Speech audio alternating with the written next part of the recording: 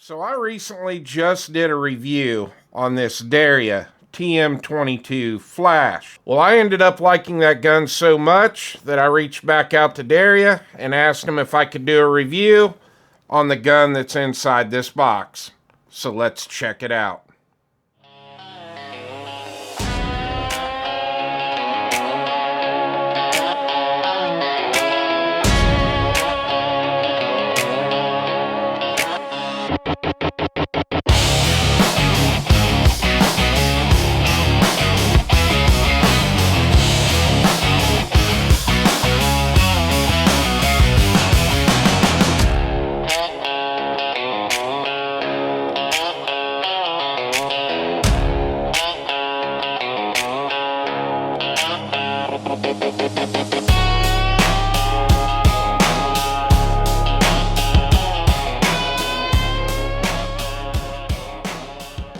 We're over on the other bench and we're going to do a quick unboxing here, and I'm going to show you everything that comes in the box.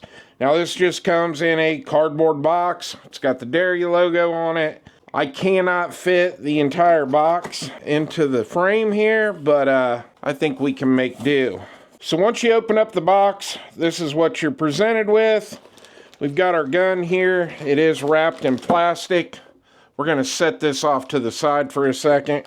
We've got some silica gel, and we have our TM22 Lever Action user manual. Looks like every other Derya manual. It is a full color manual. You've got your parts list, your exploded view, and your warranty certificate.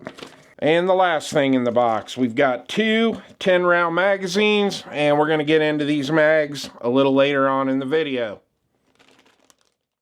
Alright, before we go over all the specs and features of our TM22 Lever Action, I want to get a few things out of the way. First off, like I said at the beginning of the video, I want to thank Derya for sending this out to the channel for me to do a review on. And I also want to give a big shout out to Pursuit Armory. They are a local gun store right here in my hometown, and they are handling all the FFL transfers for the channel. Now, the first reason I wanted this gun is because I've been on a 22 LR kick here lately. In fact, last week I picked up a new pistol chambered in 22 LR that hopefully I'm going to have on the channel here sooner than later. And today I went and picked up two more guns that are chambered in 22 LR. The second reason I wanted this was because I do a lot of optic reviews on this channel, and I want a wide variety of different guns chambered in 22 LR to test these optics with, because the ammo is a lot cheaper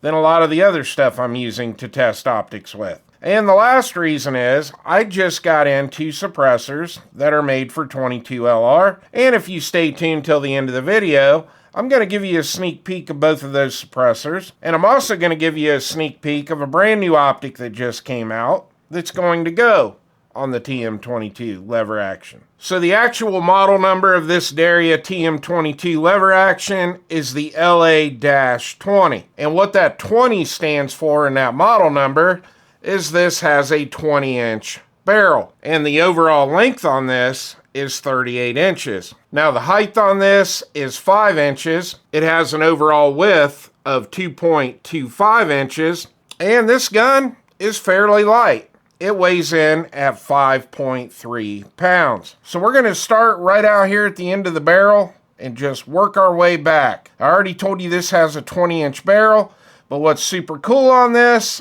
is it's a threaded barrel, and it does have a thread protector on it, and the thread pitch on this is 1/2 by 28. Now the front sight on this is just a white dot front sight, and you do have a tube right here under the barrel, but this is not a tube fed lever action. This is just here for looks, because this is actually fed from those two 10-round magazines I showed you that came in the box. Now we move back here, and we do have a polymer handguard, and you also have a sling loop right here. Now I've watched a couple other videos on this, and some people were complaining about the lack of texture here on the grip. There is some stippling right here. You've got that on both sides, and then here at the bottom, I don't really want to call it finger grooves, but you do have some grooves right here. It's not real aggressive. it's kind of slippery. I don't really think it's that big a deal because, well, it's just a 22LR lever action. Now, if you look here, you do have some 1913 rail to mount an optic, and this does have a blacked out rear sight, and the rear sight is adjustable for elevation. And one of the other videos that I watched, they were complaining about just having this small section of pick rail to mount an optic, and I've got to kind of agree with that. They've got all this real estate here across the top of the receiver. You could have had a rail go all the way to the back to the hammer, and you could put an LPVO on here, or a 3-9 or a 4-16, something that a lot of people use on 22 long rifles. But with this, you're pretty much going to be stuck with just putting a red dot on here. You're not really going to be able to put a prism on here because, well, you're not going to get the eye relief. That optic's going to be sitting clear out here. You're just not going to be able to get the eye relief that you need. And even if you wanted to put an LPVO on here, you're going to run into the same problem. One, you'd have to use a one-piece mount because you just don't have enough 1913 rail here, and you're going to run into the same issue. You're not going to be able to get the eye relief. The LPVO is just going to be too far forward. Now, could you use some sort of scout scope? Yes. But again, you've got very little real estate on this 1913 rail. Now, me personally, this doesn't bother me at all because I already planned on putting a green dot on this, because I really don't plan on doing any kind of distance shooting with it. The main reason I wanted this gun was because of the threaded barrel, and lever actions tend to be more quiet with a suppressor than a semi-auto. Now, we look on this side of the receiver, and your mag release is right here. And they put a really nice extended mag release on this. Now, this is only going to be a good thing for right-handed shooters, which is 90% of the population. I'm just one of those weirdos that's left-handed. But a right-handed shooter is not going to have any issue reaching up with his trigger finger and dropping the mag out of this. I really like this mag release design. Now we're going to move to the trigger and the lever. Now the trigger on this is just a curved trigger, and it feels pretty good. I dry fired it a couple times. I will get the trigger pull scale out here in a few minutes, and we'll get a trigger pull weight on it. But you got a nice big opening here around the trigger. Got a pretty good sized loop here on the lever. But this is where things get a little weird. If you look right here, that is the safety for this gun. So if you go to pull the trigger, it's not going to pull. So when you are shooting this, you're going to have to put pressure on the lever and then pull the trigger. Now, is it going to affect the way I shoot this? Probably not. But I did want to point out that that is your actual safety. Now I've got the hammer cocked back, so there's very little take up. I wouldn't even actually call that take up. And you just get a nice clean break. Now I always like to take a guess on the trigger pull weight when I haven't tested it yet. I'm going to guess this one's right around 5 pounds. So I'm going to have to pull the lever in. It pulled right at 5 pounds. Let's do one more just to confirm. All right, I pulled that one a little lower, and that pulled right at 4 pounds. Your trigger pull on this is somewhere between 4 and 5 pounds. Now the hammer on this feels really good. It's pretty wide. You've got some really nice checkering right there. Your thumb is definitely not going to slip off of this if you go to pull the hammer back. And we move back to this part of the stock, and we just have a polymer stock. And you do have that same stippling like you have up on the handguard, and you do have those grooves across the bottom. Now what's really cool about this stock is that it actually has an adjustable cheek riser, just like on the TM22 Flash that I did a review on. So you can adjust this wherever you like it. You've got a thumb screw over here. Once you get it right where you want it, just tighten that down and lock it in. And you also have a sling loop right here on the bottom of the stock. So now let's talk about the magazines, and this is another reason I wanted this lever action. Now I told you that it comes with two 10-round mags. These are just all polymer mags. I have not taken one of these down to clean it or do any kind of maintenance on it yet, but you've got a little push button right there on the bottom of the base pad. So I'm assuming these are probably pretty easy to take apart and clean. But what's cool about these magazines are these are the exact same magazines that my TM22 Flash came with. So for all you guys out there that are already complaining that you only get 10 rounds, well, you're in luck, because on Derya's website, you can pick up this 15 round mag. And if 15 rounds still isn't enough for you, well, Derya's got you covered, because you can get on their website and order one of these 25 round mags. So that was a big plus for me, because I already have quite a few mags for my TM22 Flash, and they're going to work with this lever action. So while we're talking about the magazines, let's talk about using the magazines with this. So you got your little mag well area right here. Magazines insert nice and easy. Got a really nice lockup.